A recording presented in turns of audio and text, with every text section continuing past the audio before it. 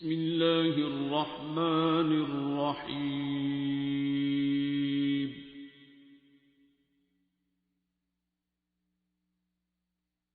الرحمن.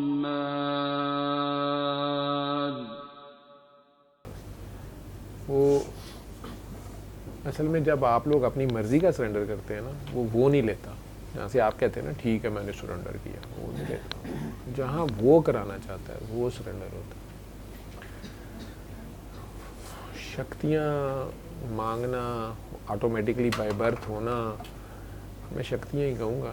بڑی بات ہوتی ہے یہ فیض, لیکن اس کو سنبھالنا بہت مشکل بات ہے. اسپیشلی وہ دولت جو وراثت میں بغیر محنت کے آئی ہو, یہ کبھی سادات کے بچوں سے پوچھنا. سب سے زیادہ مجذوب ان میں ہے.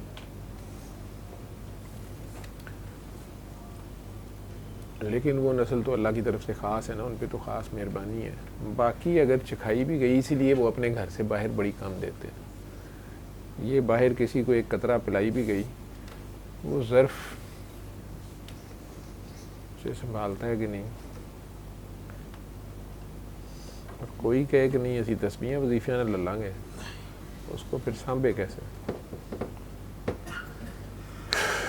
اور یہ اسی میں سے اپنے لیے خسارہ بڑھا لیتے ہیں.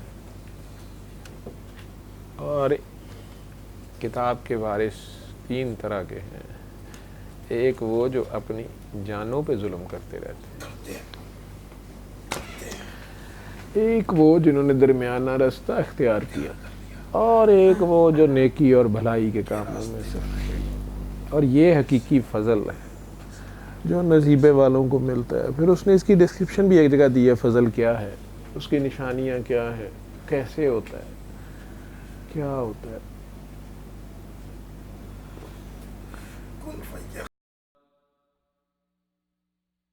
علم القرآن